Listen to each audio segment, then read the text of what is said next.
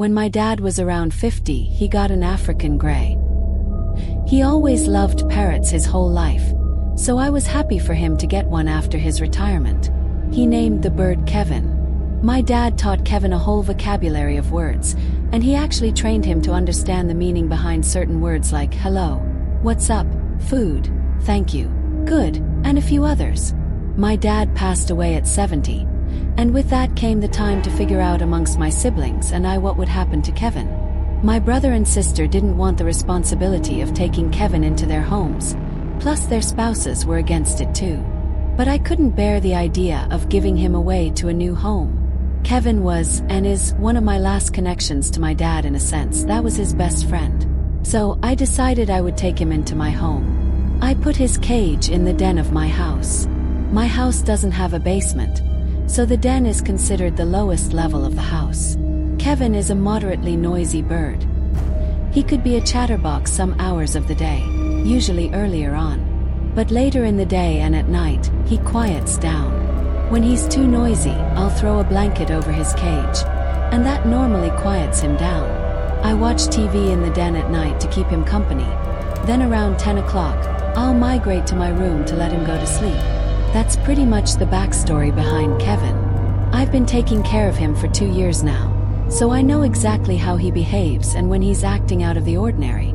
Speaking of out of the ordinary, there was one night in December around 11 p.m. that Kevin started making sounds while I was trying to sleep.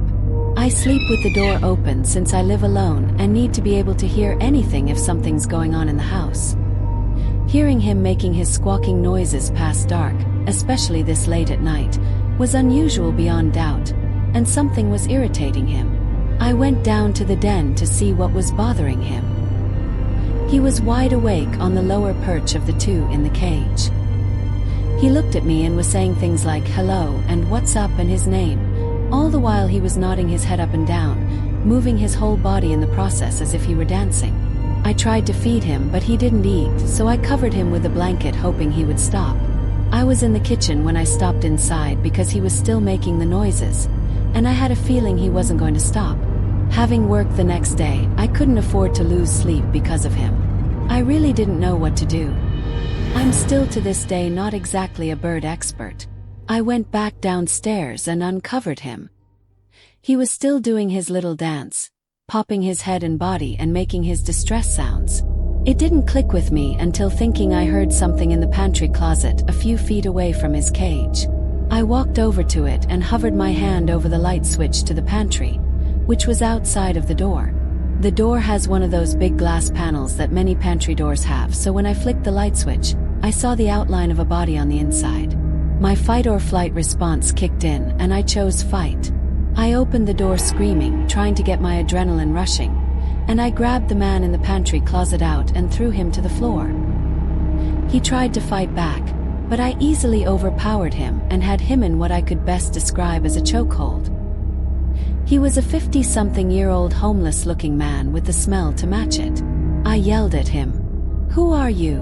Why are you in my house?" He tried grabbing my face to possibly gouge my eyes or something, but I continued to wring his neck and punch him. During all this, Kevin was going berserk in his cage.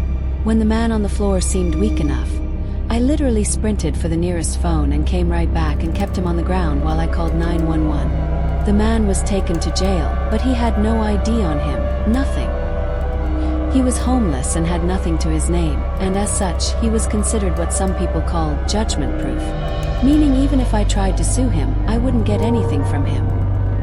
He had raided my pantry closet that night and had open jars of peanut butter, boxes of cookies and crackers, and all sorts of other boxed and canned foods. If it weren't for my dad's parrot, I don't know what else that man would have taken or done in my house. I'm grateful for Kevin, and I like to think part of my dad is watching over me in that bird.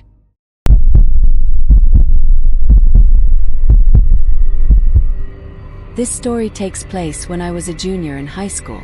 For context, here's a little background information. Back in the day, I was a pretty involved student, took all the hard classes, and was in a few varsity sports. In one of these ways, I was always busy and didn't have much time for myself, and part of me was thankful for that. It provided me an escape from a world where my parents had recently parted ways, and my older brother had just gone to college. It was just me and my little brother then. He also was a swimmer and a smart kid in his own right. We were really similar even to this day, but probably because of the stress our family situation put on us at the time, we didn't get along near at all. One of those wet winter days in the Midwest, I'd put in my time at school and swim, and I still had to sit down for several hours of homework. This time I had to write an essay for some advanced class that I wasn't really interested in. I dropped my swim bag at the door when I got home and looked around my house to see if anyone was home. Dad must be out with Reese at swim practice. His club team had the slot at the pool after the high school team was done. I popped in a mouthful of cheese and headed down to the basement to my office to get some schoolwork done. The house was a middle-class two-story with an unfinished basement, with the exception of what I referred to as my office. From a career past, my dad used to work from home but no longer did. I was the only one who used this place, so my family, or what was left of it, just called it Quinn's office. So, I made my way across the concrete floors and unattached carpet samples down there to the one finished-out room in the basement. I flicked on the CFL light. It was like any other night after practice. I still had hours of homework to do, so I turned on the computer and started typing away. I was typing for what seemed like an hour, trying to bring to words what the concept of hedonism and the picture of Dorian Gray meant to me as best I could, or as convincingly as I could. Out of the dark, I heard my little brother call out to me. "Quinny, Quinny, come up." Almost reflexively, I called back to him. "Reese, I'm working. What do you need?" We would yell through the house like brothers do. But it took me a minute to realize I didn't hear him come home. Got no response.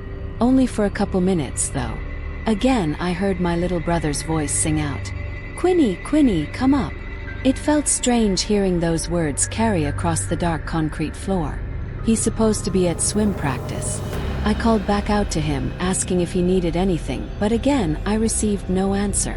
I thought about just starting my essay again, but the family situation was delicate at best, and I didn't want to be in trouble if my little brother actually needed something.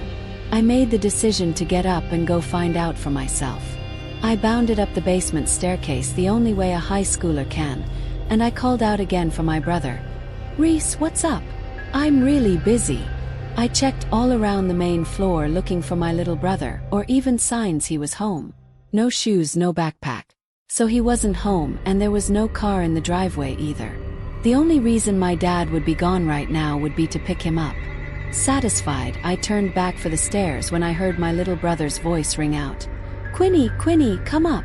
This time, every hair on my body stood on end. Just didn't make sense. He had to be at practice, and if he really needed me, he would have come to me.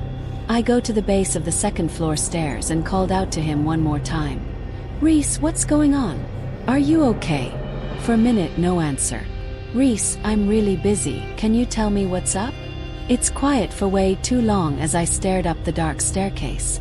Logically, I had no reason to believe anyone was up there until I heard Reese's voice calmly speak this time, and not call out in his sing-song way, those same 4 words. "Quinny, Quinny, come up." "What?" I asked under my breath. I couldn't comprehend the situation. I did a quick inventory of any probable scenario. Break-in. Wrong voice. A prank. I would have seen something at this point. It had to be Reese, and maybe helping him would make me a good brother. So I began up the stairs. My heart pounded with each step, and I was about to make the landing to the dark second floor. Then I heard the buzz of the garage door motor. I ran back down the stairs and looked out the window. It was my father's sedan, and him and my little brother got out. I stumbled from the window to the hall where they would enter, and I felt my heart almost stop beating.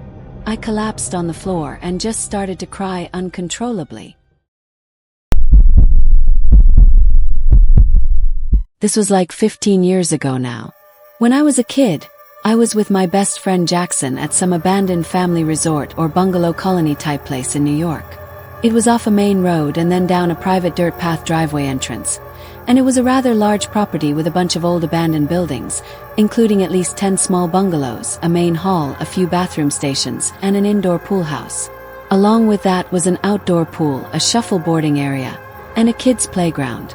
Everything was old, run down, and with tall overgrown grass growing over it. We found this place accidentally one time walking down Route 209, but we didn't explore it that day.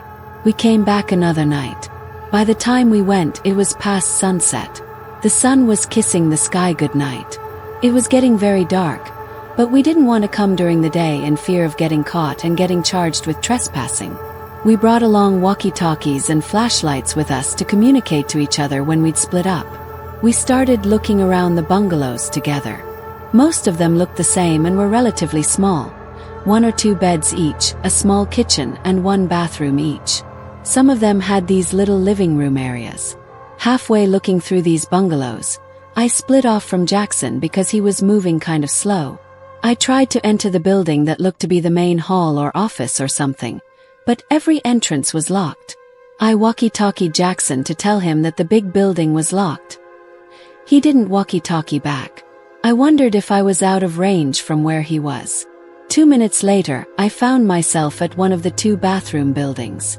It was probably a 400 square foot building. There were no doors to the building though. It was unusual.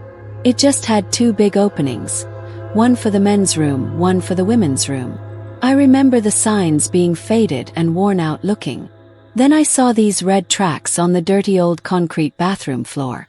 Now, I'm not going to sit here and say they looked like bloody footprints, but I couldn't explain what these red marks could be then. And I still can't say for certain now. Regardless, it was pitch black inside that bathroom around that corner. And that was the first building I was scared to enter. I tried walkie-talking to Jackson again, hoping he was in range this time. I pressed the button on the walkie and said, "Yo, where are you?" When I let go, I heard the beep sound that the receiving walkie makes after getting a message from inside the bathroom. Gave me a near heart attack. Then I thought Jackson must already be in there, hence the red-looking footsteps. I called his name, and it echoed into the bathroom. I was actually about to step into the bathroom, thinking he was hiding from me or pranking me, when I heard Jackson's voice call out from the distance behind me, outside in the darkness of the night. I heard him getting closer. I couldn't see him in the dark, but he obviously saw my light, so I yelled back, "I found your walkie-talkie." I started stepping into the bathroom, but then he said back, "Don't go in there." I never went in there. This is when I turned around and hurried right out of there. I pressed and released the talk button really quick on my walkie, causing the beep again from inside that pitch-black women's room. Jackson and I looked at each other for half a second, then began dashing in the direction we came. We made it back to Route 209 and had to stop to catch our breaths. This is when Jackson told me that inside one of the bungalows he went into, he tried walkie-talking me, but I wasn't answering, meaning we must have been out of range. But then he heard a noise from the living area of the bungalow. As he turned around, his flashlight revealed an older woman almost running towards him. He dropped his walkie-talkie and flashlight and ran out from the bungalow. He ran in the dark and hid, refraining from making noise in fear of being followed. He hid for a questionable amount of time before looking around and seeing my flashlight across the field over at the bathrooms. The most likely explanation to me was that some cracked-out drug addict was hiding or living in that abandoned bungalow and, for whatever reason, lunged at Jackson and picked up his walkie-talkie. What she was doing in that bathroom, who knows?